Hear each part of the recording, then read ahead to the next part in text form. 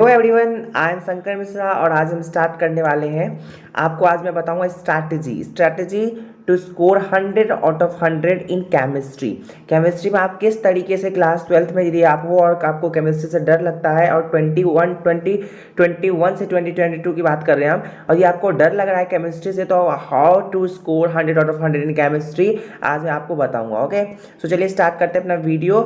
Okay, सो सबसे पहले बात करते हैं हम फिजिकल केमिस्ट्री के बारे में, एंड द मोस्ट इंपॉर्टेंट है, और ये कम्स करीब मतलब अप्रॉक्स 23 मार्क्स आपका होल्ड करके रखता है ये आपके बोर्ड एग्जामिनेशन में। जो आपकी फिजिकल केमिस्ट्री होता है, आपका फिजिकल केमिस्ट्री का जो पोर्शन होता है, जैसे आपका हो गया सॉल्यूशन वाला चैप्टर हो गया, ठीक है, केमिकल काइनेटिक्स हो गया, ये सब जो चैप्टर्स है आपके, ये टोटल मतलब एक एवरेज आपका 23 मार्क्स को कैरी करके रखता है। ओके, सो सबसे पहले आपको क्या करना है और किस तरीके से आपको फिजिकल केमिस्ट्री पढ़ना है। सो मैंने 95 स्कोर किए थे केमिस्ट्री में, और मैंने मुझे कह सकते हो ना आप कि मैं उतना ज़्यादा ब्रिलियंट स्टूडेंट नहीं था, फिर भी मैं एक एवरेज स्टूडेंट से मैं कैसे टॉपर बना, ये सब आपको मेरे यूट्यूब के चैनल के प्लेलिस्ट में या फिर आप देख सकते हो मेरे वीडियोज़ में जाके, तो आपको मिल जाएंगे। ओके, सो सबसे पहले आपको क्या करना है, फिजिकल केमिस्ट्री में आपको नोट्स बनाने हैं, अपना नोट्स बनाना है। सबसे पहले बात, अभी आप स्टार्टिंग में हो और अभी से यदि आप हैबिट बना लो कि केमिस्ट्री के आप नोट्स बनाना स्टार्ट कर दो फ्रॉम एनसीईआरटी से या फिर जहाँ से आप पढ़ रहे हो, ट्यूशन से, कोचिंग से, तो आप नोट्स बनाने की हैबिट डाल लो, बिकॉज इसी को नोट्स को रिवाइज करके आपको मल्टीपल टाइम रिवाइज करके आपको टॉपर बनना है, ठीक है। तो और मैंने एग्जाम आइडिया लिया था, एग्जाम आइडिया मैंने इसीलिए लिया था। अब देखो एक बात है, सभी बच्चे क्या होते हैं कि डायरेक्ट एनसीईआरटी खोल के और उसमें से क्वेश्चन सॉल्व नहीं कर सकते, ठीक है, उसमें से क्वेश्चन सॉल्व नहीं कर सकते। हो सकता है कि एक क्वेश्चन वो सॉल्व कर ले, दो क्वेश्चन सॉल्व कर ले, लेकिन एनसीईआरटी में क्या होता है, बंच ऑफ क्वेश्चन होता है, ठीक है। तो उसमें से जरूरी नहीं है कि आप सारे क्वेश्चन अटेम्प्ट कर पाओगे, सारे क्वेश्चन सही से। तो आप क्या करो, इसीलिए आप एग्जाम आइडिया परचेज कर लो। एग्जाम आइडिया आप परचेज कर लोगे ना, उसमें सारे जो सबसे पहले बात, एग्जाम आइडिया में एक चीज़ बहुत ही अच्छा है कि उसमें आपको एक तरीके का देखो, जो चैप्टर खोलोगे, जैसे आप जो मान लो सॉल्यूशन वाला चैप्टर खोलते हो आप, तो उसमें आपको सबसे पहले क्या मिल जाएंगे, थोड़े बहुत इंट्रो मिल जाएंगे अबाउट दिस चैप्टर के बारे में, कुछ फॉर्मूलेज होंगे इंपॉर्टेंट, वो मिल जाएंगे। देन आपको एनसीईआरटी के जो इन टेक्स्ट वाले क्वेश्चन होंगे उसमें वो मिल जाएंगे, फुली सॉल्व्ड मिलेंगे, ठीक है। एग्जाम्पल्स होते हैं आपके एनसीईआरटी में, वो तो सॉल्व होते ही हैं, वो नहीं मिलेंगे, बट इन टेक्स्ट क्वेश्चन जो होते हैं, जो अनसॉल्व होते हैं, वो आपको मिलेंगे। एक्सरसाइज के क्वेश्चन, जितने भी अनसॉल्व क्वेश्चन रहते हैं, आपको सारे मिल जाएंगे। तो भैया यहाँ पे आपको सब कुछ सॉल्व किया हुआ मिल रहा है, तो उसी को आपको रिवाइज करना है, बस, समझ रहे हो। और आप फिर उसी में से डायरेक्ट लगाने की कोशिश करो, तो वो आपको क्या हो जाएगा, एकदम माइंड में बैठ जाएगा। और यदि आप 7 बार 8 बार या फिर 5-6 बार लगा लोगे ना, तो बहुत ही अच्छे तरीके से आपका रिवीजन भी हो जाएगा एक तरीके से। तो उसमें एग्जाम में आपको सॉल्व न्यूमेरिकल मिल जाएंगे एनसीईआरटी के, चाहे एक्सरसाइज वाला क्वेश्चन हो चाहे इन टेक्स्ट वाला क्वेश्चन हो, यही मैंने बताया, ठीक है। आप एग्जाम्पल करो, एग्जाम्पल मोस्ट इंपॉर्टेंट है आपका। जो फिजिकल केमिस्ट्री में जो एग्जाम्पल होते हैं, डायरेक्ट आते हैं, एग्जाम्पल वाले क्वेश्चन से भी आते हैं, तो एग्जाम्पल वाले क्वेश्चंस करो, मोस्ट इंपॉर्टेंट है ये, ठीक है।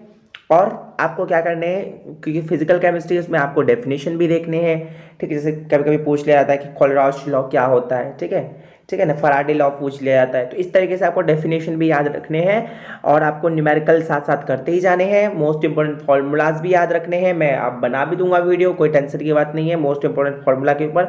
और ऑब्जेक्टिव क्वेश्चन आपको पता ही है, सारे में आएंगे। फिजिकल केमिस्ट्री में भी फिजिकल केमिस्ट्री से आ सकते हैं, ऑर्गेनिक से आ सकते हैं, आपके इनऑर्गेनिक से आ सकते हैं, तो उसके तो आपको खुद प्रिपरेशन करना ही होगा। यदि आप पूरा अपना एनसीईआरटी खत्म कर लो, तो आप एनसीईआरटी एग्जाम्पलर रेफर कर सकते हो। आप किस चीज़ के, एनसीईआरटी एग्जाम्पलर केमिस्ट्री का आप क्या कर असर्शन रीजन वाले क्वेश्चन के लिए, और एमसीक्यूज या फिर एक होता है ना ऑब्जेक्टिव वाला क्वेश्चन, उसके लिए आप फॉलो कर सकते हो। ओके, तो इतना कर लो फिजिकल केमिस्ट्री में, और आपको पास्ट ईयर के क्वेश्चन तो आप मिल ही जाएंगे एग्जाम आइडिया में, इतना कर लो, दैट्स ऑल, ठीक है। अब यहाँ पे आपको मैं ले चलता हूँ ऑर्गेनिक केमिस्ट्री, जो बच्चों को बहुत ज़्यादा डर लगता है ऑर्गेनिक केमिस्ट्री, बट मैं सच बताऊँ ऑर्गेनिक केमिस्ट्री बहुत ज़्यादा ईजी होता है यदि आप थोड़ा सा मेहनत कर लो, यदि आप थोड़ा सा मन लगाकर पढ़ोगे, तो आपको ऑर्गेनिक केमिस्ट्री बहुत ज़्यादा सिंपल लगने वाला है। ये करीब से करीब सबसे ज़्यादा वेटेज रखता है, 28 मार्क्स होल्ड करके रखता है आपके केमिस्ट्री के पेपर में, बोर्ड एग्जाम में।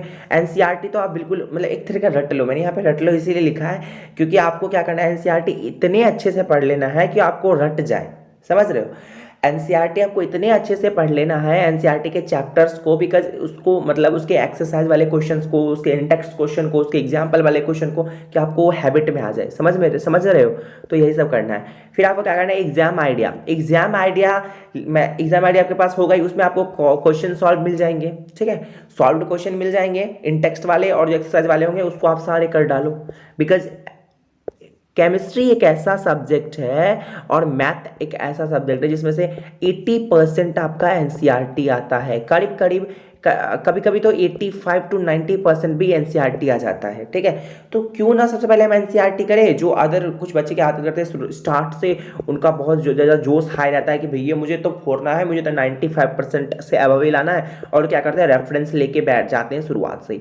नहीं, आपको ऐसा नहीं करना है। सबसे पहले अपना कोर्स, जो आपके पास बुक है, जो आपके पास अपना जो एक मतलब जो बुक है जो सीबीएसई द्वारा दिया गया है कि नहीं यही बुक से आने वाला है, तो why you not solve that book instead of other reference book. Okay, so आप पहले वही बुक सॉल्व करो, फिर आप जाओ रेफरेंस बुक पे। समझ रहे हो ना? इसी तरीके से आपको नेमिंग रिएक्शंस याद करने हैं। नेमिंग रिएक्शंस का मैं वीडियो बनाऊंगा और उसके ट्रिक के साथ बनाऊंगा, जिससे आपको क्या होगा, सारे नेमिंग रिएक्शन यूं याद हो जाएंगे चुटकियों में। ओके, 2 मिनट के अंदर सारे नेमिंग रिएक्शन याद हो जाएंगे पूरे ऑर्गेनिक केमिस्ट्री के। अब आपको क्या करने हैं, learn all the reactions of organic chemistry. आपको सारे जो रिएक्शंस होते हैं ना ऑर्गेनिक केमिस्ट्री को, वो याद होने चाहिए कि कौन से क्या से क्या बनाएंगे, क्या रिएक्टेंट होगा तो क्या प्रोडक्ट बनेगा, क्या प्रोडक्ट से क्या, इस प्रोडक्ट का क्या रिएक्टेंट होने वाला है, इस तरीके से। ओके, आपको प्रैक्टिस करना है इसी सब रिएक्शंस को लिख के बार बार, ठीक है। नेमिंग रिएक्शंस को बार बार क्या करने हैं, लिख के प्रैक्टिस करने हैं। आपको एक्सरसाइज के क्वेश्चंस करने हैं फ्रॉम एग्जाम आइडिया से,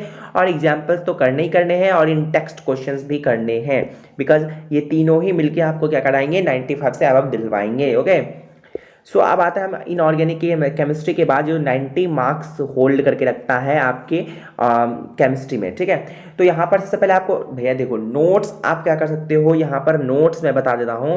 यदि आप अमन धत्रवाल भैया का नोट्स लेते हो, अमन भैया का नोट्स लेते हो फ्रॉम यूट्यूब से, आप जाओगे लिखोगे कि इनऑर्गेनिक केमिस्ट्री, या फिर आप ऐसे डालना कि पी ब्लॉक अमन धत्रवाल नोट्स, इस तरीके से लिखोगे ना तो आपको आ जाएगा। उनके डिस्क्रिप्शन बॉक्स में से आप क्या कर लेना, नोट्स डाउनलोड कर लेना, और वहाँ से आपको क्या करना है, वो बिल्कुल यदि आपके पास और यदि आप खुद से बनाते हो इनऑर्गेनिक केमिस्ट्री के नोट्स तो दैट्स गुड। यदि आपके पास नहीं होगा, यदि आप नहीं बनाना चाहते, क्योंकि इनऑर्गेनिक केमिस्ट्री मुझे लगता है थोड़ा बहुत कहीं ना कहीं बोरिंग सा हो जाता है, ठीक है। जब अभी या तो आपके स्कूल में या ऑनलाइन ही चल रहा होगा क्लास, तो या तो ऑर्गेनिक केमिस्ट्री शुरू किए होंगे या तो फिजिकल केमिस्ट्री, ठीक है। तो इसी तरीके से सबसे पहले आपको क्या करना है, अमन धत्रवाल भैया के नोट्स ले लेना। मैंने तो ऐसे ही किया था, और उसी को मैंने क्या किया था, 7 to 8 टाइम्स पढ़ लिया था। उसी में से भैया सारे क्वेश्चन हो गए मेरे बोर्ड में आके, मतलब बोर्ड में सारे क्वेश्चन हो गए, एकदम खुश हो गया था मैं निकल के, जब मैं सेंटर पे से निकला था तो, ठीक है। एनसीईआरटी करने हैं आपको, और पास्ट ईयर के क्वेश्चंस करने हैं, ठीक है। इसके एनसीईआरटी और past year question lots of करने हैं, एनसीईआरटी भी कर लेना, बहुत ही इंपॉर्टेंट है एनसीईआरटी। ओके, तो एग्जाम्पल वाले क्वेश्चंस तो भैया इसमें मोस्ट इंपॉर्टेंट इसीलिए है क्योंकि डायरेक्ट आता है, ठीक है। और मोर एंड मोर रिवीजन, भैया chemistry is all about revision, ठीक है। जितना आप रिवीजन करोगे ना उतना ज़्यादा आप स्कोर करोगे, जितना आप रिवीजन करोगे उतना ज़्यादा स्कोर कर पाओगे केमिस्ट्री में। केमिस्ट्री क्या मैं बोलता हूँ सारे सब्जेक्ट में, revision is the key to success. मैं बोलता हूँ revision is the key to success. जितना आप रिवीजन करोगे ना भैया उतना ही ज़्यादा आपको याद रहेगा, ठीक है। और जिन बच्चों का सब कुछ हो जाता है, यानी कि आपको एक पूरा सिलेबस कंप्लीट हो गया, आपको सब कुछ आता भी है, लेकिन यदि आपने रिवीजन नहीं किया है ना एकदम बढ़िया वाला, तो आपका रिजल्ट बेकार हो सकता है। ओके, सो अब यहाँ पे मैं कुछ टिप्स दूंगा आपको, सिर्फ 5 टिप्स दूंगा मैं आपको, जिससे आप स्कोर कर सकते हो 100 आउट ऑफ 100। किस तरीके से?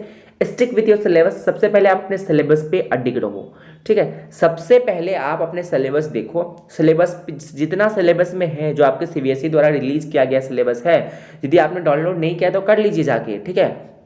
ऑफिशियल वेबसाइट पे आपको मिल जाएंगे, ठीक है। तो आप अपने सिलेबस पे ही रहिए, सिलेबस से ज़्यादा आपको पढ़ने की जरूरत नहीं है। जितना सिलेबस में है, जो टॉपिक नहीं है उसको नहीं पढ़ना है, ठीक है। Make sure you just print out the syllabus if possible. यदि आपको पॉसिबल हो तो आप प्रिंट आउट निकलवा लो सिलेबस का। मैंने तो निकलवाया था। यदि पॉसिबल नहीं है, अभी कोविड का समय है, तो डोंट वरी, आपके पास मोबाइल है तो आप उसी में रखे रहिए, उसी में आपका, क्योंकि मोबाइल तो एक भैया, एक मोबाइल तो फ्रेंड है, एक तरीके का फ्रेंड है ना, तो उस फ्रेंड में ही आपको रहने दीजिए उस सिलेबस को। एंड अभी आप मत निकालिए, जब आपको जरूरत पड़े तब उसको प्रिंट आउट करके निकलवा लीजिएगा और रख लीजिएगा। ओके, सो दूसरा पॉइंट है fully rely on NCERT book. आप पूरी तरीके से एनसीईआरटी बुक पे रिलाई कर सकते हैं। जो बच्चे घबरा रहे हैं ना कि भैया किस तरीके से केमिस्ट्री में करूँगा, मुझे बहुत ज़्यादा टेंशन हो रहा है, मैं कैसे कर पाऊँगा, 2021 से 2022 का बोर्ड मैं कैसे दे पाऊँगा, क्या करूँगा, तो आप बस एनसीईआरटी कर लो, दैट्स इनफ। आपको 95 आ जाएंगे, आपको 95 आ जाएंगे, मैं गारंटी लेता हूँ। यदि आप एनसीईआरटी बिल्कुल अच्छे तरीके से कर लेते हो, 10 to 15 टाइम्स रिवीजन कर लेते हो एनसीईआरटी का, तो आपका डेफिनेटली आएगा। Okay, this will be your true friend. अब आपका कोई भी ट्रू फ्रेंड नहीं होने वाला इस इतना जो मतलब ये संघर्ष वाला जर्नी स्टार्ट हुआ है ना आपका अभी 12th वाला, तो इसमें आपका ट्रू फ्रेंड सिर्फ और सिर्फ एनसीईआरटी बुक ही होने वाला है। चाहे कोई सा सब्जेक्ट हो, उसमें एनसीईआरटी बुक ही रेफर करो सिर्फ। ओके, सो थर्ड पॉइंट है finish your syllabus along with revision. आप ये नहीं है कि मैं बोलता हूँ कुछ बच्चे सिलेबस फिनिश करने में लग जाते हैं और वो मतलब नवंबर दिसंबर तक सिलेबस फिनिश कर पाते हैं और फिर उसके बाद रिवीजन नहीं कर पाते हैं अच्छे तरीके से। तो मैं क्या बोलता हूँ, सिलेबस तो फिनिश करो बट साथ साथ उसका रिवीजन करते चलो। यदि रिवीजन साथ में लेके चलोगे ना तो ये अच्छा होगा कि आपका बहुत ही अच्छा नंबर आएगा। ठीक है, ओके। सो अब हमारा था फोर्थ पॉइंट है practice lots of previous year question. आप प्रैक्टिस करना है आपको previous year question, at least 10 year का पेपर आपको सॉल्व करके जाना है, फिर आपको बोर्ड एग्जाम देना है। ठीक है, 10 ईयर पेपर करके जाना है एटलीस्ट।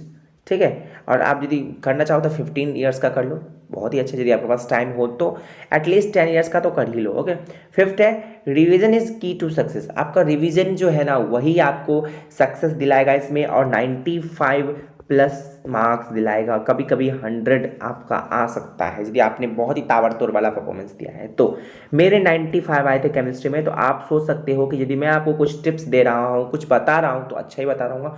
और मैं एक ऐसा पर्सन हूँ, कभी मतलब मैं आपको कि झूठा नहीं बताऊँगा कि मतलब आप ये पढ़ लो वो पढ़ लो। मैंने जो पढ़ा है वही बताऊँगा। ठीक है, जो मैंने जिस पे मैंने फॉलो किया है मैं वही बताऊँगा। Okay, so thank you so much. मैं इसी के साथ आपका ये आपको पूरा मिल जाएगा। आपको ये लिखने की या नोट करने की ज़रूरत नहीं है, आप डिस्क्रिप्शन बॉक्स में देखो, आपको वहाँ से इसका पूरा PDF मिल जाएगा,